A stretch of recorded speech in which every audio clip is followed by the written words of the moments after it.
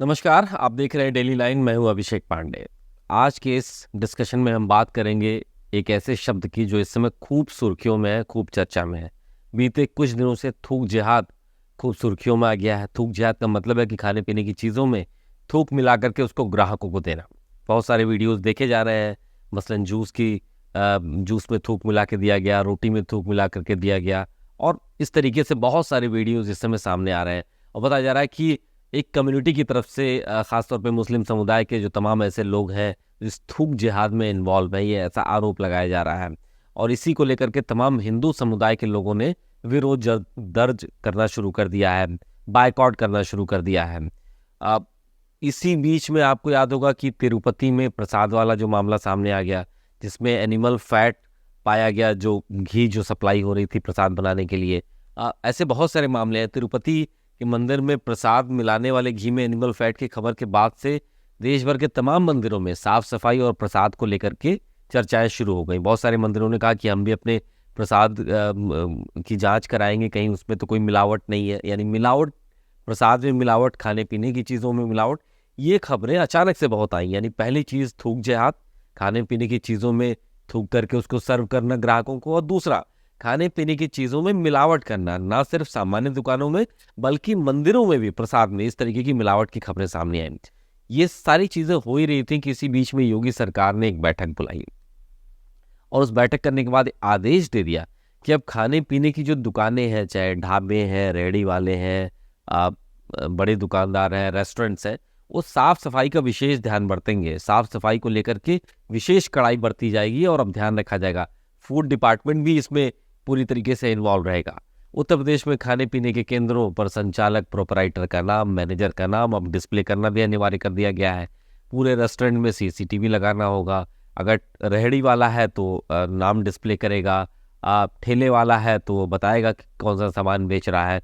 कर्मचारियों को मास्क और ग्लव्स दिए जाएंगे जो बड़े रेस्टोरेंट्स हैं। ये तमाम चीज़ें उत्तर प्रदेश की सरकार ने अब ज़रूरी बना दिया है। और ये सब हुआ कब है कि जब थूक जिहाद का मामला सामने आया है और खाने पीने की चीज़ों में मिलावट की खबरें आई हैं। चाहे वो मंदिरों के अंदर वितरित किए जाने वाले प्रसाद की बात करें, या फिर जो दुकान जहाँ पे हम सामान खरीदते हैं वहाँ भी, रेस्टोरेंट्स में भी ऐसा मिलावट की खबरें सामने आई है। हालांकि पहले से ही FSSAI एक डिपार्टमेंट है जो इन सारी चीज़ों को देखता है, गवर्न करता है। बावजूद इसके खाने पीने की चीज़ों में मिलावट और इस तरीके से अशुद्ध करके, यानी थूक करके चीज़ों को, चाहे जूस हो या फिर फल हो या फिर रोटी हो या फिर कोई भी खाने पीने की चीज़ हो, वो ग्राहकों को सर्व करना, ये खबरें जब से सामने आई उसके बाद से उत्तर प्रदेश पहला राज्य था जिसने सबसे पहले कठोरता के साथ इस पे कार्रवाई करने का फैसला लिया है। अब योगी सरकार ने जो फैसला लिया है कि अगर ऐसा कोई करता है कि थूकता है खाने पीने की चीज़ों में, साफ सफाई नहीं रखता, मिलावट करता है, तो उस पर कठोरतम कार्रवाई की जाएगी। और सिर्फ दुकानदार पर नहीं, खाद्य विभाग के अधिकारियों पर भी कार्रवाई की जाएगी जहां पर ये सब होता हुआ पाया जाएगा। अब ये मैंडेटरी कर दिया गया है कि चाहे होटल हो, ढाबा हो, रेहड़ी वाले हो, छोटे दुकानदार हो, सबको अपना नेम प्लेट बनाना होगा, उसमें अपना नाम लिखना होगा, प्रोपराइटर का नाम लिखना होगा। मतलब जो डिटेल्स होती है मानकों के हिसाब से उसको उनको डिस्प्ले करना होगा। अब ये नया मॉडल बहुत सुर्खियों में आ गया है और इसको लोग अप्रिशिएट भी कर रहे हैं, इसलिए क्योंकि जब लोग देखते हैं कि खाने पीने की चीज़ों में कोई पेशाब मिला के दे रहा है, कोई थूक के दे रहा है, तो लोगों को बहुत बुरा लगता है। और लोगों को ये पता भी नहीं चलता कि जिस दुकान से हम सामान खरीद रहे हैं वो एक्चुअली वो दुकान है किसकी, वो ओनर है, रेंटेड प्रॉपर्टी है, उसका प्रोपराइटर कौन है, क्या बेच रहा है, वेजिटेरियन है, नॉन वेजिटेरियन है, कौन सी दुकान है, इसमें स्पष्टता नहीं देखने को मिलती रही है। लेकिन अब ये उत्तर प्रदेश की सरकार ने नेम प्लेट लगाने के आदेश दे दिए हैं।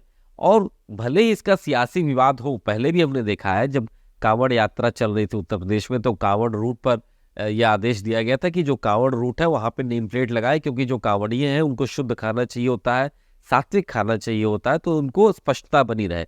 लेकिन ये मामला चला गया था सुप्रीम कोर्ट और वहां पर इस पर रोक लगा दी गई थी। लेकिन अब उत्तर प्रदेश सरकार ने इसको लागू किया है फिर से, और ये भी कहा जा रहा है कि जल्दी ये कानून भी एक कानून की शक्ल में आएगा। अब उत्तर प्रदेश सरकार के बाद पड़ोस का ही एक और राज्य है, कांग्रेस शासित राज्य हिमाचल प्रदेश, वहां भी इसी नियम को लेकर के अब बातें उठ गई हैं। हिमाचल प्रदेश में भी अब स्ट्रीट वेंडिंग को लेकर के नियम बना दिए गए हैं हिमाचल प्रदेश के मंत्री विक्रमादित्य सिंह कहते हैं कि हमने शहरी विकास विभाग और नगर निगम के साथ बैठक की है, ये सुनिश्चित करने के लिए कि स्वच्छ भोजन ही बेचा जाए। सभी स्ट्रीट वेंडर्स के लिए एक निर्णय लिया गया है। विक्रमादित्य सिंह ने कहा कि हमने उत्तर प्रदेश में लागू की गई नीति के समान एक नीति लागू करने का निर्णय लिया है, यानी जो उत्तर प्रदेश में हो रहा है वैसा ही हम कुछ हिमाचल में करना चाहेंगे। यानी उनको लगता है कि उत्तर प्रदेश में जो योगी सरकार ने किया कमोबेश वो अच्छी चीज है ग्राहकों के लिए, लोगों के लिए, जिसमें यह अनिवार्य कर दिया गया था कि विक्रेताओं को अपना नाम और पहचान पत्र दिखाना होगा। दुकानदार और स्ट्रीट वेंडर को अपनी पहचान दिखानी होगी। हिमाचल सरकार के मंत्री विक्रमादित्य अपनी फेसबुक पोस्ट में लिखा है कि हिमाचल में रेहड़ी धारकों के भोजनालय, फास्ट फूड रेहड़ी पर मालिकों की आईडी लगाई जाएगी ताकि लोगों को किसी भी तरीके की परेशानी ना हो। इसके पीछे पिछले दिनों ही शहरी विकास विभाग और नगर निगम की एक बैठक में निर्देश भी दिए गए थे। अभी तक ये कांवड़ यात्रा पर योगी सरकार ने किया था, लेकिन अब ये हिमाचल में भी ये मामला चला गया है, वहां पर इसको अप्रिशिएट किया जा रहा है। और ये कहा जा रहा है कि हिमाचल प्रदेश की सरकार ने इसलिए इसको ऐसा किया है क्योंकि वहां भी बहुत सारे बड़ी तादाद में टूरिस्ट आते हैं। और हिमाचल प्रदेश भी आप समझ लीजिए कि तकरीबन 98% हिंदू आबादी वहां पर रहती है, तो लोगों के बीच में कोई कंफ्यूजन ना रहे। और दूसरी चीज ये भी है, हिमाचल प्रदेश सरकार ये भी देख रही है, इसके पीछे का तर्क ये दिया जा रहा है कि बहुत सारे लोग जो गैर हिमाचली हैं वो आकर के दुकान लगाने लगे हैं वहां पे, तो वहां पे पारदर्शिता बनी रहे, ये स्पष्टता बनी रहे कि कौन दुकान लगा रहा है। जो वैध यानी जो लीगल स्ट्रीट वेंडर्स है वही दुकान लगाए, वो डिस्प्ले करें और वो बताएं, अपनी पूरी जानकारी साझा करें लोगों के साथ। बहुत सारे ऐसे जो गैर हिमाचली हैं या फिर अवैध तरीके से जो स्ट्रीट वेंडर्स हैं उन पर कड़ाई इससे होगी और वो इस पूरे मामले में ऐसा करने से वो एक्सपोज होंगे और उनको हटाया जाएगा, ताकि लोगों को, ग्राहकों की सहूलियत से उनको खाने पीने की चीजें मिलती रहे और कहीं पे कोई ऐसी दिक्कत ना हो कि अव्यवस्था पैदा हो। अब हिमाचल प्रदेश की सुक्खू सरकार ने योगी मॉडल को अपना लिया है।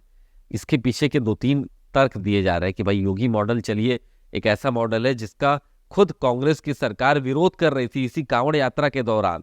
उसको कहा जा रहा था कि ये भेदभावपूर्ण है निर्णय, लेकिन अब उन्हीं की सरकार इसको हिमाचल प्रदेश में अपने एक राज्य की सरकार उसको लागू कर रही है। इसके पीछे कई कारण माने जा रहे हैं, बहुत सारी चीजें गिनाई जा रही है, लेकिन पहली वजह मानी जा रही है कि हिमाचल सरकार की आर्थिक स्थिति खस्ता हाल है। सरकार के पास राज्य कर्मचारियों के लिए सैलरी देने के लिए रुपए बड़ी मुश्किल से मिल रहे हैं, राज्य का खजाना खाली होता चला जा रहा है। कांग्रेस पार्टी ने जिस तरीके से चुनाव से पहले वहां पर दावे किए थे, वादे किए थे, फ्रीबीज की बात कही गई थी, अब वो पूरा नहीं हो पा रहा है क्योंकि सरकार के पास फंड्स ही नहीं है, पैसे ही नहीं है।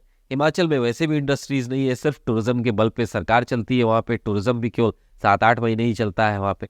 तो अब वहां पर दिक्कत हो रही है और ये बातें पूरी नहीं हो पा रही है, तो सरकार की तरफ से ऐसा कुछ किया जा रहा है ताकि ध्यान बटाई जा सके। ये एक तर्क दिया जा रहा है।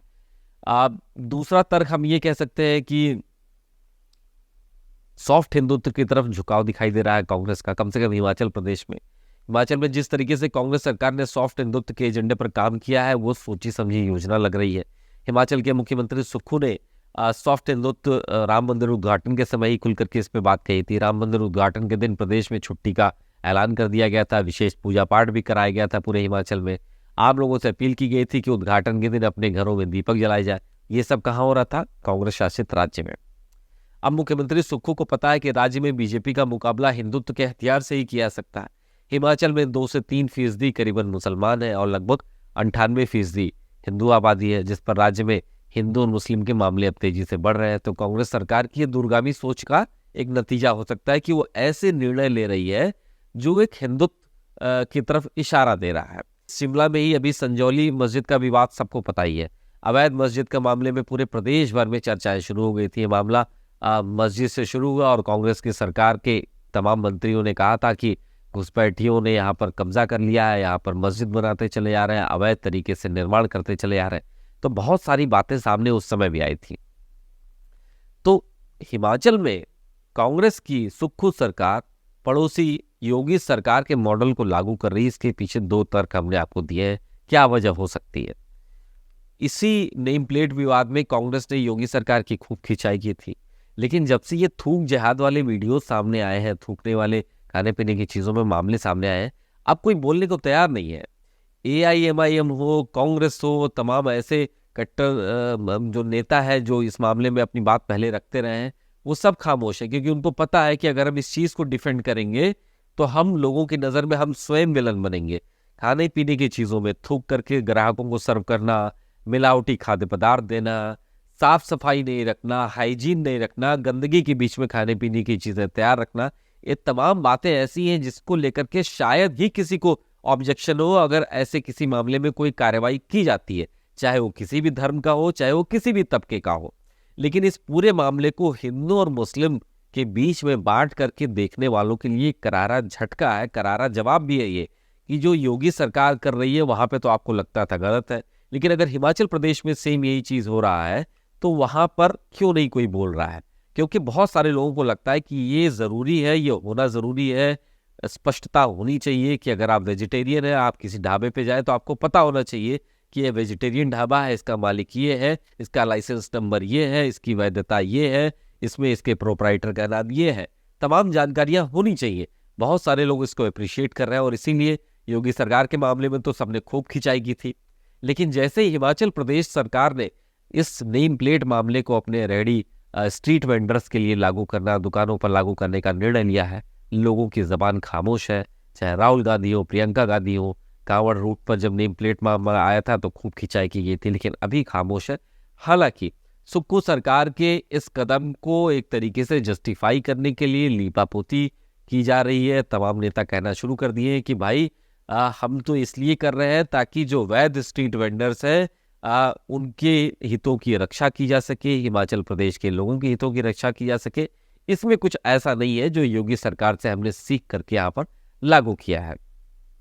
बहरहाल आपको क्या लगता है कि हिमाचल प्रदेश में नेम प्लेट दुकानों पर लगाने का जो आदेश हुआ है, ठीक जैसा कि उत्तर प्रदेश में योगी सरकार ने किया है, वो कितना सही है? और क्या कांग्रेस पार्टी की ये मजबूरी है कि इसको लागू वहां पर करना, क्योंकि वहां पर जिस तरीके से सरकार चल रही है उनके सामने तमाम चुनौतियां हैं? आपको क्या लगता है? कमेंट करके जरूर बताइए और देखते रहिए डेली लाइफ।